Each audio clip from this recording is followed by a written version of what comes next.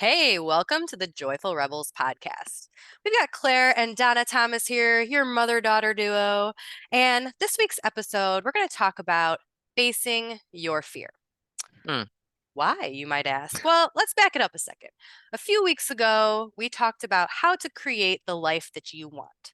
We talked about if you want to make any big changes in your life, then the first thing that you have to do is get to know yourself. Get clear on who you are, what you value, what your strengths are, what your struggles are. And something that's pretty cool is we've actually developed a framework or a path to getting clear on who you are now. And in the next couple of weeks, we're going to zoom in on the different pieces of that puzzle. And we're really excited about it. So we hope that you're going to tune in and join us because we're going to do this work together. And again, getting to know yourself, we said, is the precursor to making any big changes. But if we take one more step back, the pre work, if you will, sometimes we might feel hesitant to start to do that work on ourselves, Mhm. to even get to know yourself. And what can be holding us back might be fear. And that can show up in a lot of different ways. So ask yourself, maybe do I feel stuck? Am I on autopilot, just going through motions? How does my inner voice talk to me? Maybe you want something, there's something you've identified, oh, this is a big goal of mine, but you just feel like you're held back.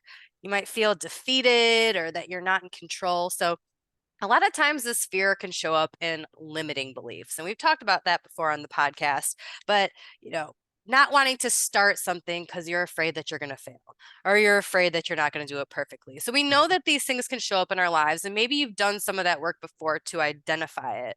Um, but today we're going to dig in a little more about what we can do to face some of the fears that we have, to clear those blocks out of the way so that we can get started on the good stuff, on getting to know ourselves. So the last little thing I want to add is that fear is not bad 100% of the time, right? Mm. Fear is important. It had evolutionary purposes, right? Acute fear, it gets your adrenaline going. You're trying to get out of a situation. That's important.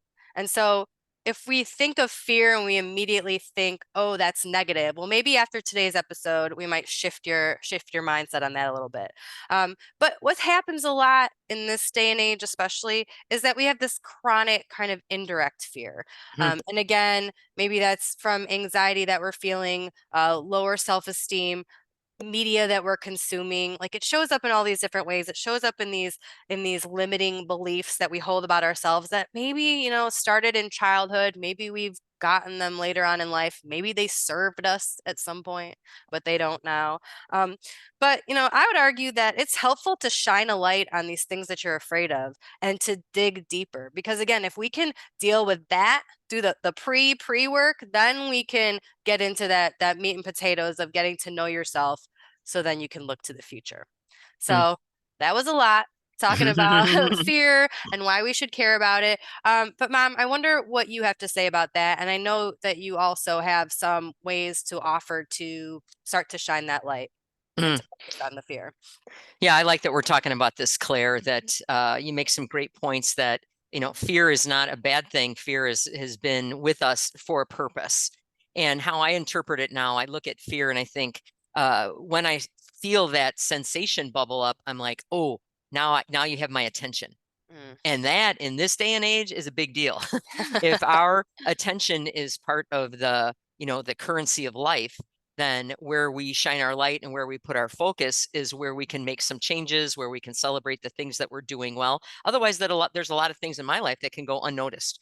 Mm. And there are certain things that are habit, and there are certain things that I just do daily that don't have this priority of my unfiltered view on it to see if it needs any revision. But if I have this feeling that is a big one and an old one, a primary one that's been with us forever, it gets my attention.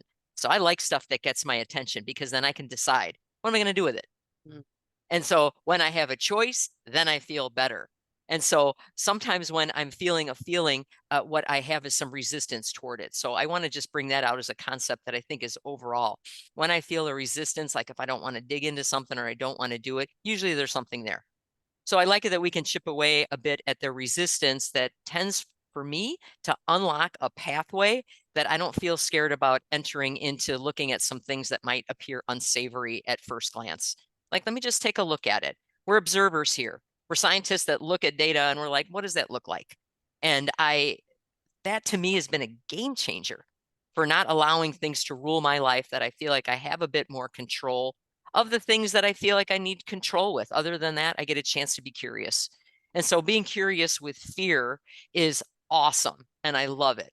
And I'm going to still continue to be afraid if I almost get hit as I'm changing lanes. That's for a reason. So my nervous system wakes up and I can move myself into another lane.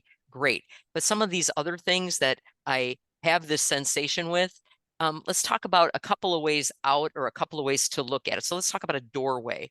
The first concept I want to talk about is pain brings insight. Pain brings insight. And maybe at first glance you go, I could see that. And some of us are going to look at that and go, you're nuts. And that either one is perfectly an acceptable way to look at that. But I actually did this today with one of my classes. And so here's an activity. Let's take a look at something right here, because we can talk about it or you can experience it and get your own sense of it. And let's see what it looks like.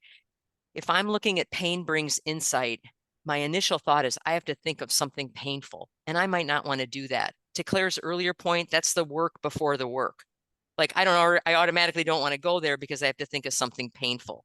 And here's what we did today as I was with a group. We looked at gratitude first. So let me ask you a question, listener.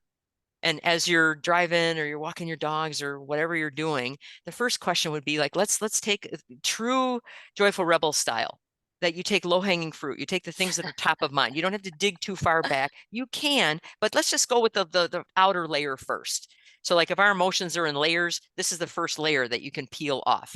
Okay, this is a light flannel. I don't know. I know what time of year it is for you. So just think of this. In your past season, we're recording this now as we're coming up on fall. I don't know when you're listening to it, but think of like the past season that you were in. Tends to be a time of transition. Maybe it is for you too. In the past season, what's bubbling up right away? Maybe it's just summer, maybe it's the last few weeks or whatever, but you're like, I am so grateful for something. Maybe it's a person, maybe it's a place, maybe it's a thing that happened. What we do know is if you're looking at a situation, it's got a lot of variable elements of there's a person involved, there's an action that you did, there's an exchange that you had with another person. All those create really strong core memories. So it doesn't have to be just a person, but this thing that you were in that you're like, okay, I'm super grateful for that. For me, it's time spent with family. In specific ways, I can look at it and go, wow, that really warms my heart. That's my jump off point. So I'm already in this grateful state. Now I'll ask myself and you too, as you're listening. We know what happened in the season that we were just coming out of. Go back, go back to different past seasons. And can you look back and see something that was really a struggle that now you can be grateful for? But at the time, you were like, there's no way. This is just not good. And yet, with time and perspective, now it's something that you can look back and it has created this really grateful heart because you can see it in the long narrative and not walking in the middle of the story. Now I'll pause for a second here. Again, you take the things that are top of mind. We can all probably look back to a season where things were rough, but with some time, you can look back and go, okay, man, that wasn't that bad. And I've learned X, Y, and Z from it. So I'm actually really grateful because it's helping to make me the person that I am right now. And here's the thing with some of that, that if I can let the resistance down and let the connections be made, then pain absolutely provides insight that then I'll take it a step further and it leads to gratitude. Gratitude doesn't necessarily, from my experience, just happen spontaneously. It doesn't just like a fire, just combustible out of nowhere. I have to cultivate it. I have to put my attention on it. And if we're talking attention, then we've done a complete circle. Because if I'm looking at something that I fear or that creates pain, now it's gotten my attention. So let's use it. So going through a gratitude doorway first, and then I'm able to look at something that maybe is more emotionally charged with fear because I'm already starting from a grateful starting point. How does that sound, Claire? Is that making any sense to you? I really, really like that. I think that it is important to bring up that gratitude is something that we might have to work towards to try to think. It doesn't necessarily. Now, when we talked in our podcast episode about gratitude, we do say there is some truth to the more you practice it, the easier it Mhm. is to call something up to be grateful for. But I really like the visualization of the doorways and the different paths to get there, because you're right. If you're listening and we say, okay, pick something painful, let's go. Uh, Yeah. there might be some resistance here. What? Like, I'm just washing my dishes. I'm not trying to go back to something like that. So I think, but we talked about in the beginning, it is important to shine the light on these things, right? And not just let them be lurking and affecting these decisions as we move forward and getting to know ourselves. So I really like that idea of going at it through the gratitude door.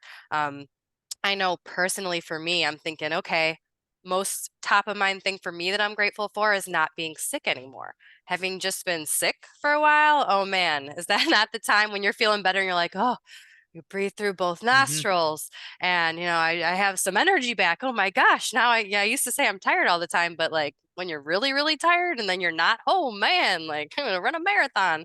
Um, but that puts me in this great state of mind to be like, I'm feeling so great, I'm feeling healthy.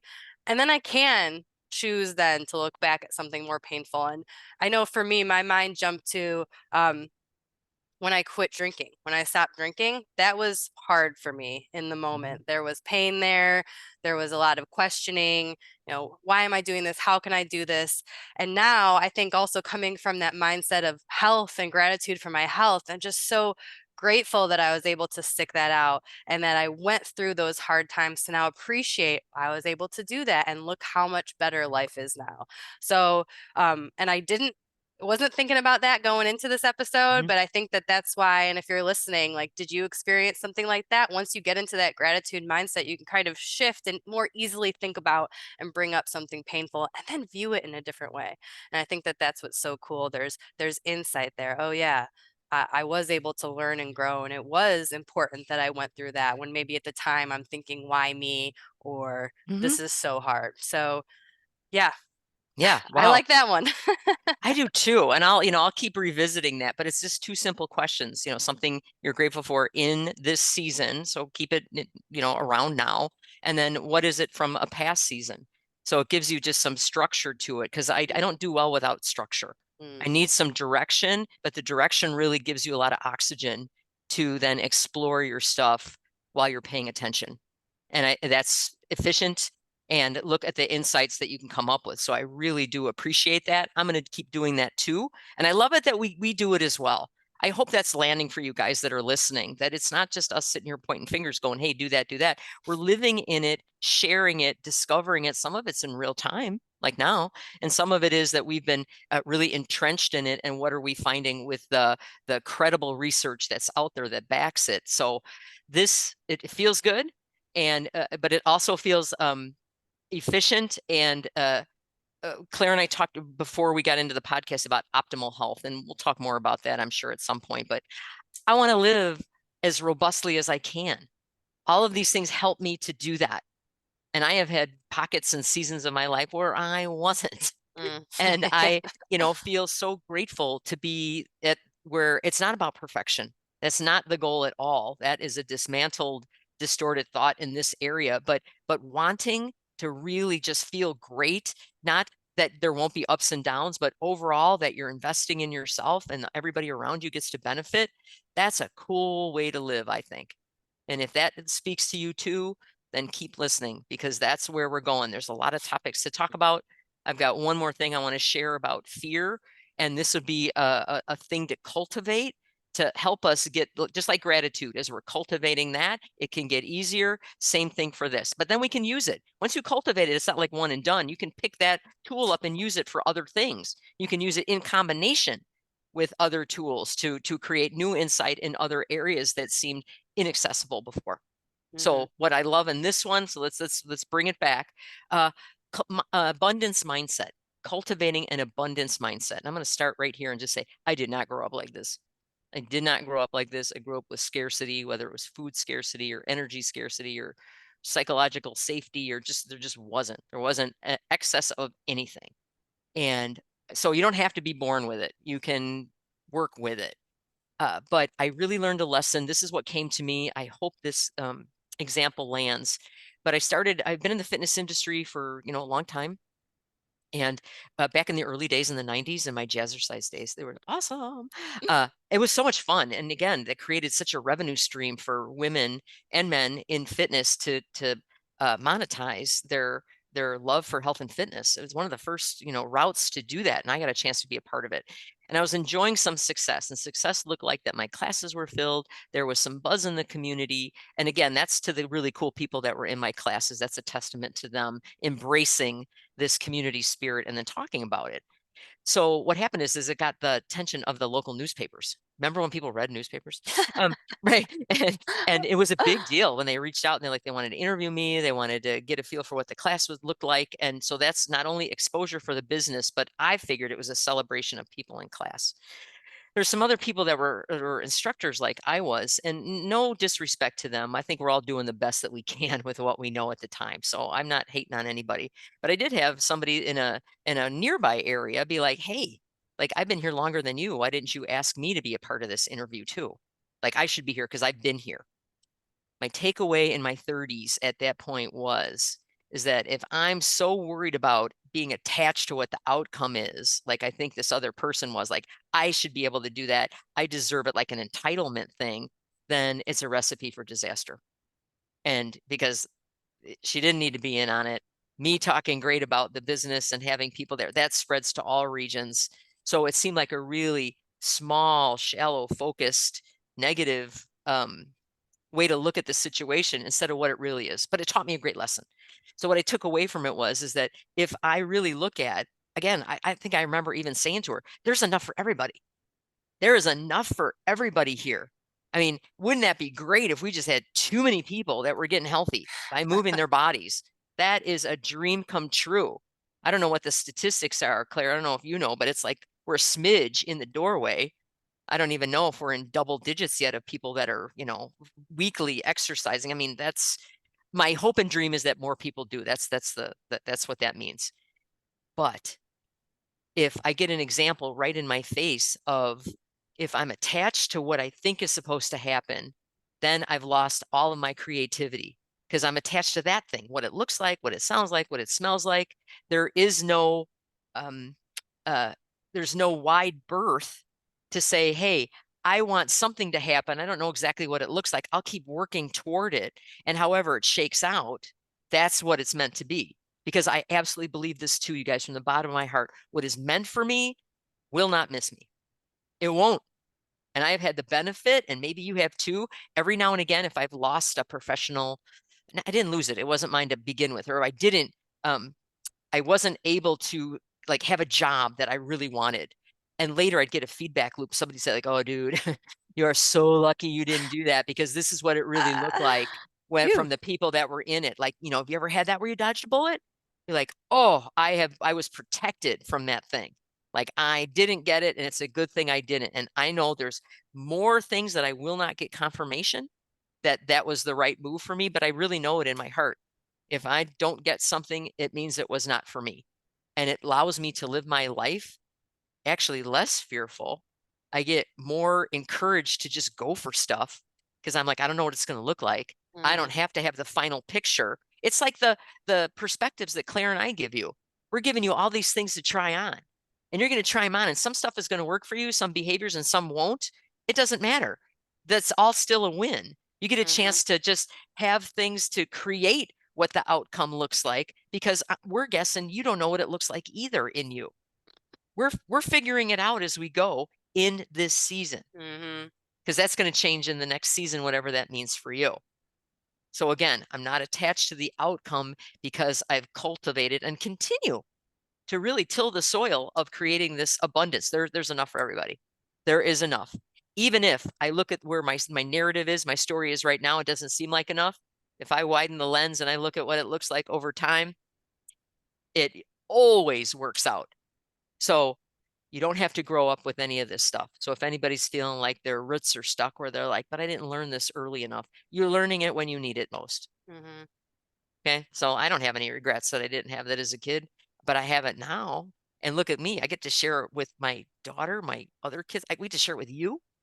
And together we're going to try things and reduce the resistance. It doesn't even need to go away completely. We'll reduce it enough so we can climb over it and see what the other side looks like, to see what life looks like when we are responding and making choices using fear as a way to get our attention, not to hold us back.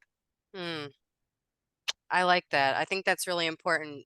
Fear, using fear to get our attention. Because we talked about that a couple episodes, that does something keep coming up for you? Like is something bubbling up? Hey, let's view that as another opportunity to deal with it. So again, if fear is just drawing our attention, then and we're aware, right? Then we have some choices of what we can do about it. And I really like the idea of the abundance mindset, because it reminds me back when we talked about our reflections on imposter syndrome, and this idea that, you know, like it or not, we can only hold so much information in our brain at one time. And so if we focus on filling our brain with the positives, thinking about the abundance, what can go right? I don't Mm. know everything that's going to happen, but that's exciting. Thinking about the positives. And we've said the importance of language before. What could go wrong? What if we're saying what can go right and flipping it? Just by virtue of doing that, by purposely thinking these things, adding these thoughts, we're crowding out the negative. Yeah. All right. So even if you're like, I don't even know if this will work, I guess I'll try. You are just, you're crowding out the negative thoughts. There's not going to be as much room for those if you're pumping in some of the good thoughts. So I think that that's what's cool about doing these mindset shifts, is that, sometimes easier said than done. Oh, switch into a positive mindset. I think sometimes I hear that, especially when I'm not in a great mood. Oh, right. Yeah. Like a switch can flip. But if we start to tell our brain these things, hey, look at it this way, we're crowding out some of those bad things, whether we truly think it's going to work or not. Like it's happening. We're Yeah. focusing and putting our attention on the good. There's less room for the bad. And I do love, Mom, how you brought up that we're telling you all these tips to try, and some of them are going to work and some of them aren't going to work. And I love how you brought up "in this season," which is one of those lines that we tend to say a lot, but it's because it's so true. Because maybe some of these things you have heard about in the past. Oh yeah, I've heard about trying to focus on abundance and attachment is suffering, if you've ever gone through some yoga stuff or Buddhism. But have you tried it recently? And I think that when we talk about getting to know yourself, and in the coming episodes, when we zoom in on these different components of getting to know yourself, it's really important to look at it at this point in time. And so I like that you brought that up. Maybe these are tips or tricks that you've heard or even tried before, but maybe they're worth revisiting. And we trust your wisdom to know, okay, yeah, I'm going to try this again. And remember, whether it works or not, those are data points. None of it are failures. They're all this information. So I think those are important points to bring up again. The last thing that I want to bring up, so we have this idea of pain bringing insight. We have this idea of cultivating an abundance mindset. The last thing I want to do is another exercise. So we had that cool go in the gratitude doorway exercise, which I really enjoyed. Now we're going to do another visualization that Tony Robbins is actually really famous. He does this a lot in his talks, but it's the rocking chair exercise.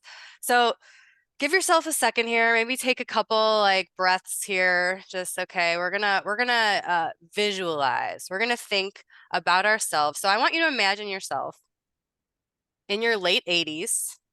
Okay, and if you're already in your late 80s, even older, and you're sitting in a rocking chair. Okay, you're on your front porch. Let's say it's warm out. Like you can feel some warmth from the sun, but it's not so hot that you're sweating. And there's a really nice breeze. And you're sitting here and you've got time to start to reflect. What I want you to think about is, let's say you've got a big goal, a big thing that you want to do, but you haven't done it yet. I want you to imagine you're in your rocking chair and you never went for it. And you never did that big thing that you wanted to do. The question is, how do you feel about that? Do you regret never having gone for that thing that you wanted? Do you regret that you didn't go after it? So take a few moments and really try to visualize, is that older version of you, is it, well, it didn't really affect the rest of my life, or is it, man, I'm still thinking about it. Man, I really wish I would have done that. And this goes back to the episode that we had on regret. And we know from multiple different studies that in the short term, the things that we regret tend to be the things that we do. I asked someone out and they said no, fear of rejection. oh, I wore this outfit and it didn't, someone made a comment about it, right? So it's these short term, our limiting beliefs might have showed up and oh, they proved true. Oh no. Um, but what matters, what really matters is the long term. So when you talk to older populations, they're not going to remember the time that they didn't get the date or they wore the silly shirt. The regret comes from things that you didn't do. Okay. And so when we're talking about fear as something that's potentially holding us back from these bigger goals that maybe you've again got this idea of this big goal that you just haven't gone after yet, or maybe after we do some more work and get to know ourselves and get really clear, we'll identify, oh yeah, this is a big goal that I want. So even if you're not like crystal clear on what that big goal is, yeah, we'll get there. Are we going to let the fear in this present moment be the thing that causes the regret in us when we're 85 years old? And the frustration, again, the embarrassment, the limiting beliefs that pop up from doing something, those are temporary. Those things that we're scared about that might be holding us back from trying something, we know those don't last. Those aren't long lasting. You forget about those. The deeper feelings of regret are from the things that you don't do. So what can we do about that now? Like, hey, you probably got a couple years before you reach that 85-year-old person in the rocking chair. What can we do? Let's start to address some of the fears, some of the limiting beliefs that are holding us back from going after the things that we want. What do you think about that, Mom? Hmm. Yeah. When I never really thought of it prior to us discussing it about like what the things that you do short term, the things that you don't do. And I think if it's something you don't do, then it's just this idea. But yet in my head, it's very crystal clear. It can be very crystal clear. And I wonder if you're listening, the listeners, we know that there's maybe one, two, three things that are like bucket list. Sometimes it's Mm-hmm. called a bucket list. You're like, I'm going to do that someday. Mm-hmm. And when is someday?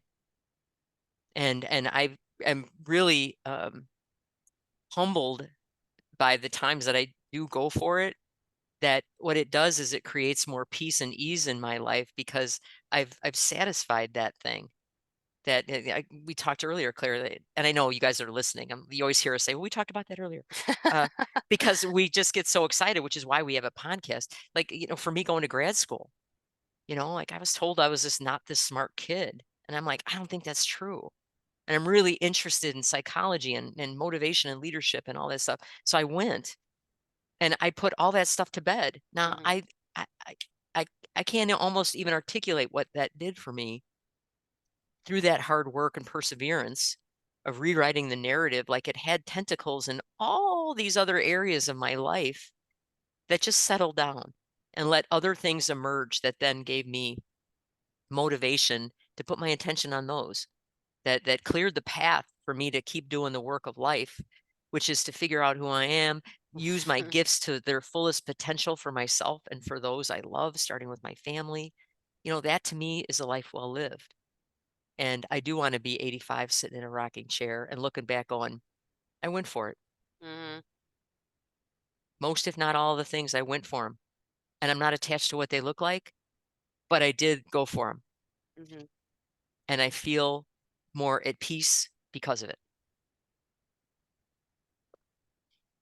Well, we hope that you enjoyed that little visualization there. I know for me, I definitely had some powerful insight when I did that in my quiet moments. So we appreciate you coming along on that little visualization with us, for going through the gratitude as a doorway exercise as well. And just a reminder again, we're starting off here, but we want you to come along with us. Like we're going to Mm. start this journey of starting to zoom in on these different ways that we can get to know ourselves. Because the goal is to get clear on who we are now so we can make those changes that we want. So we can start realistically working towards these big goals that we know are going to matter to us when we're 85 years old. So thank you so much for listening. Don't forget to follow us on Facebook and Instagram, The Joyful Rebels. Until next time.